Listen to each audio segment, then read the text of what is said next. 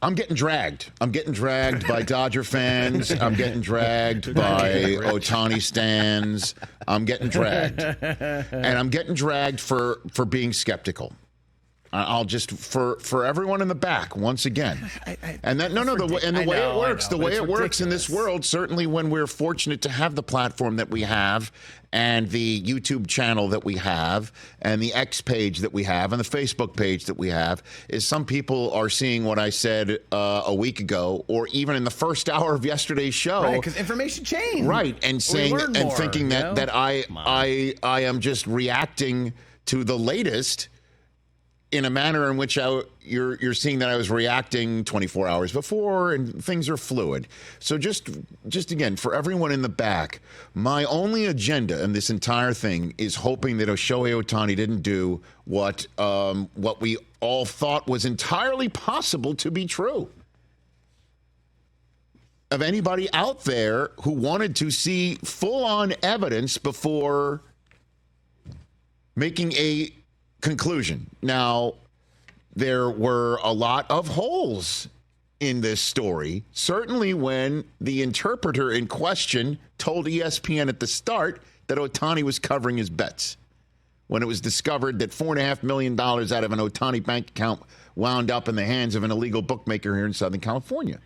And I'm wondering, how can a guy say, hey, he's covering my bets, and then all of a sudden, once it gets kicked upstairs to some legal folks and Ohtani, and he hears what the interpreters told ESPN, all of a sudden it's like, no. He was ripped off. When the interpreter was made available to ESPN by Ohtani's recently hired crisis management PR person. And just again, for my own personal aspect of all this, when I was at ESPN, I befriended and was befriended by Mark McGuire, who I adore even to this day, even though he did look me in the face and said he didn't do anything wrong when it came to his playing career. And I believed him. And then, as we all know, that didn't turn out to be the case.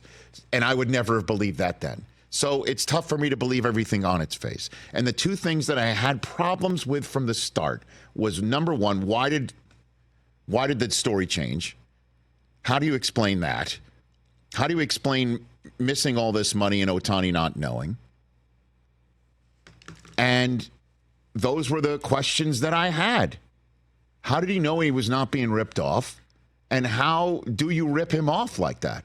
I think those were very fair. That's what I wanted to know. And how do we know he didn't do the betting for Ohtani, right? Like, those are the things that I wanted to know. Even though I met him with the interpreter, by the way, it's kind of funny when I saw Cooper yesterday, because we met Ohtani at the Rams-Saints game, and Ohtani couldn't have been sweeter, and took a picture with Cooper, and the interpreter was there, and it got and Ohtani's agent couldn't have been nicer.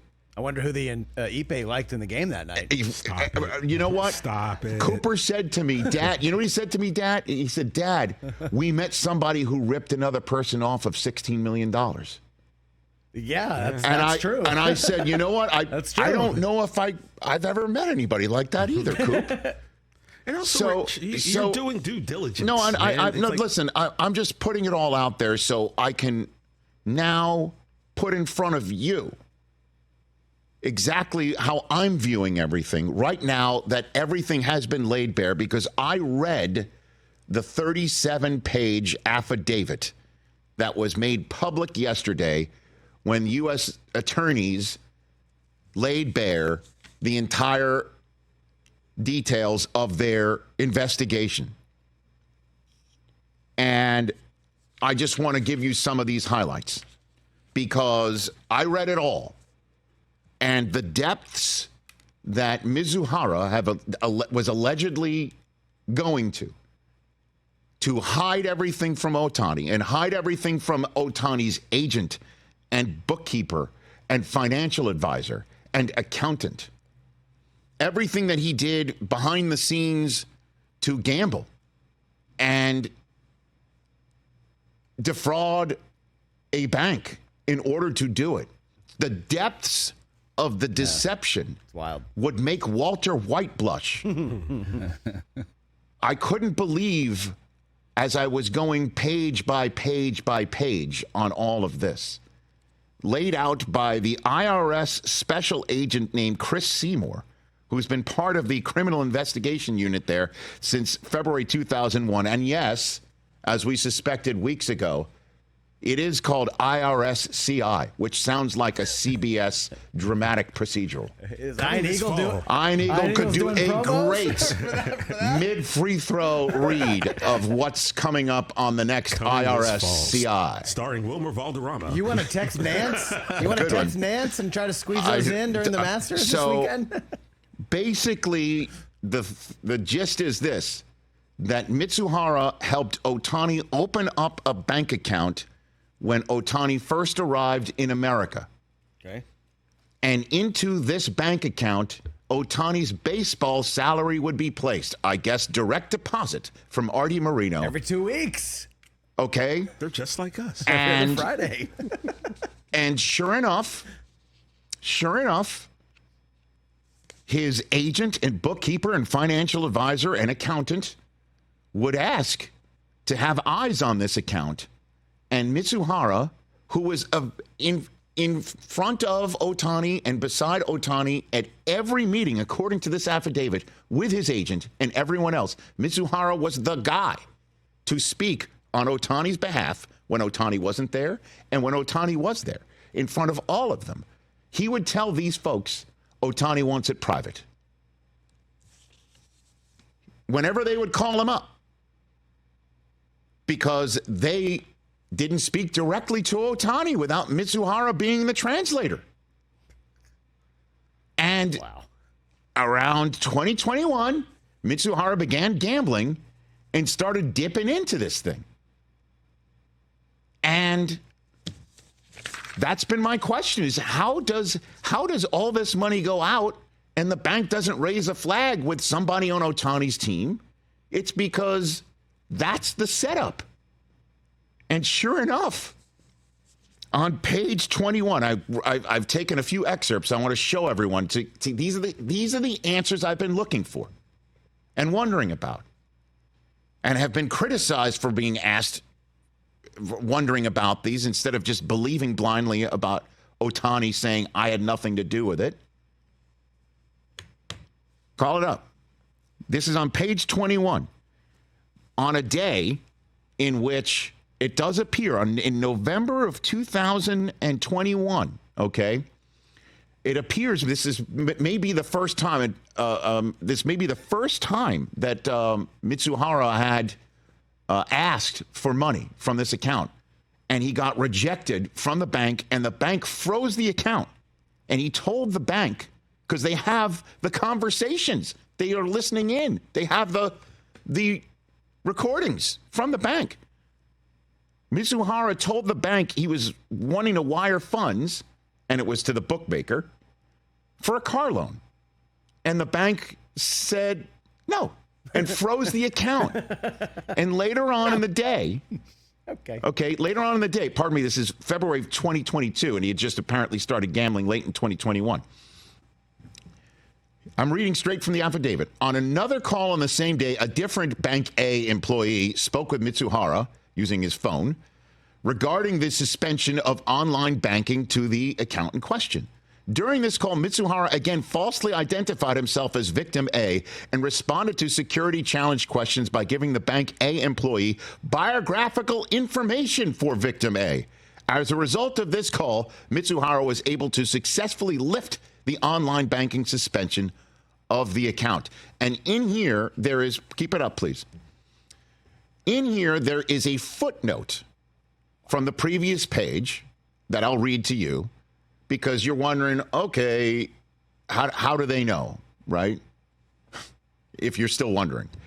The agent says, I recognize Mizuhara's voice based on a recording of an attempted interview of him on or about March 21, 2024, basically when he came off the plane from South Korea. Oh, wow. At Los Angeles International Airport. Yeah, when the story first broke. Which broke. I have reviewed. Moreover, the account owner's victim A, meaning Ohtani, does not speak English fluently, while the caller spoke fluent English. Well, that's a dead giveaway. Well, that's a dead giveaway. You know what's also a dead giveaway? The IP addresses they have for Mizuhara's phone and computers, the email accounts that are associated with the account that belong to Mizuhara. They have texts from Mizuhara's phone to the bookmaker and everybody else. And they also have something called device IDs. You know how when you sometimes log into your bank account from another phone or another computer, you're on the road, you're doing something, and they're like, we don't recognize this device. Yeah, it's because every device you log into your bank account by the bank is given something called a device ID. Oh. They know exactly. Yes. The devices Mizuhara was using, they all belong to Mizuhara, none of them to Ohtani. None of them. So there's that. Now then, what about Ohtani knowing?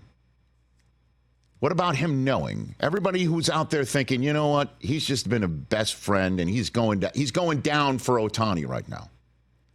Wouldn't you think if somebody's placing 19,000 bets, winning $140 million and losing $180 million for someone, that somebody at some point would be curious as to whether a particular bet of the 19,000 was a win or a loss? Wouldn't you think? I would think. Out of one of them, I would think. there would be some form of communication that could be found in which the guy who's doing the bets on the behalf of the one who's who's bankrolling it, you'd think the bankrollee would talk to the bankroller about it, and the bankroller would be curious as to what the bankrollee's gambit or play was. Wouldn't you think one of them would show up? Yes. As noted above, I or members of the investigative team that I have spoken with have reviewed an extraction of the Mizuhara phone, which contained voluminous messages between victim A and Ohtani and Mizuhara in Japanese. An HSI special agent who is fluent and a native speaker of the language, in Japanese language, reviewed approximately 9,700 pages of text messages between victim A and Mizuhara between 2020 and 2024. Based on his review, I am aware of the following. 1. There was no discussion of sports betting between Mizuhara and victim A in the Mizuhara phone. 2. There was no discussion between Mizuhara and victim A that mentioned bookmakers 1, 2, or 3, associate 1, or the named account holder of the account, again, and the account in question is the one with the bookmaker. There was no discussion between Mizuhara and victim A of odds, wagering, or any other reference which might indicate victim A's knowledge of Mizuhara's gambling with bookmaker 1. There was no discussion of keeping the account private. Again, Mizuhara told everybody in Ohtani's life, no eyes on this account because that's the way Ohtani wanted it. Right. There's not even a serious discussion of keeping this account private between the two men or any direction by victim A. That information about the account should not be disclosed to Agent 1 or any of the above identified financial advisors for victim A. And then there's one more thing that I'm not putting up on the screen that the special agent pointed out, which is an interesting note. If Ohtani was covering his debts, don't put that one up on the screen. This is not Ed, please.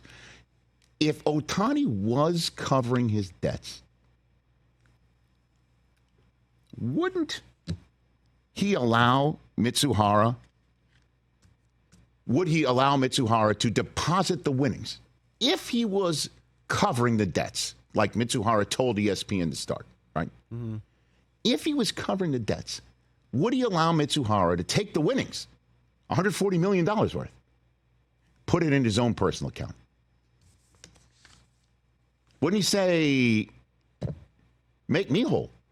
Correct? Right. Where's my piece? Never did. Never mentioned it. Never talked about it. And as a matter of fact, let Mizuhara put all his winnings in his own personal bank account. But Mizuhara was having trouble making people whole, including the bookmaker. Hey, he's chasing. At one point, things were beginning to unravel in this story. I'm telling you, you got to read the whole document. It's out there. It's a link on the ESPN story that Alden Gonzalez was writing, and he's going to be joining us shortly. The plot began to unravel. Okay, and the bookmaker, number one, in question, wasn't getting paid and wasn't getting responded to by Mizuhara. And I think even he began to wonder, who's behind this whole thing? The bookmaker. Yeah. Yeah. Now I put up on the screen, please. On or about November 17th of this year, Bookmaker One messaged Mizuhara stating, "Hey, Ippei, it's 2 o'clock on Friday. I don't know why you're not returning my calls. I'm here in Newport Beach, and I see victim A, again, Ohtani, walking his dog. Oh, geez. I'm just going to go up and talk to him and ask how I can get in touch with you since you're not responding. Please call me back immediately." That's the way Ohtani almost found out about this, because without a doubt, after you read this whole thing, I am fully convinced that Ohtani saying, I was ripped off through his lawyers on that day he came back from South Korea, and then telling everybody in person through his new interpreter, I had no idea. I've been ripped off. I fully and completely believe it.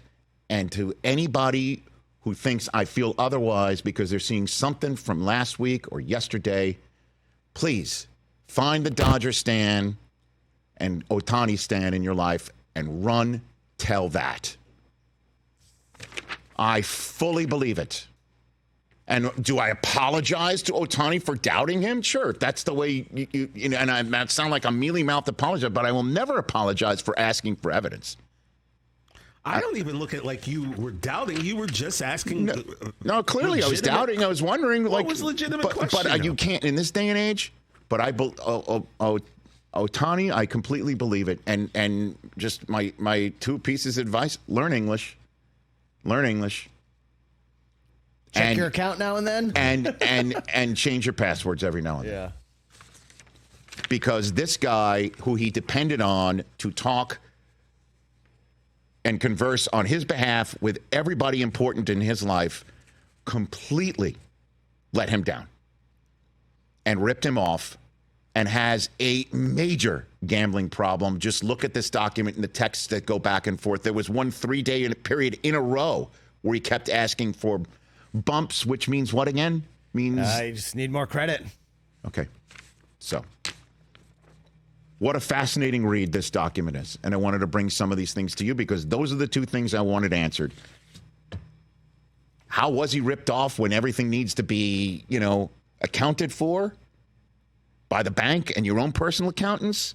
And, did Ohtani really not know about the gambling? Not a single syllable in Japanese or English on the cell phones between these two men that would indicate it. Catch the Rich Eisen Show every single day on the Roku channel, 12 to 3 Eastern, for free.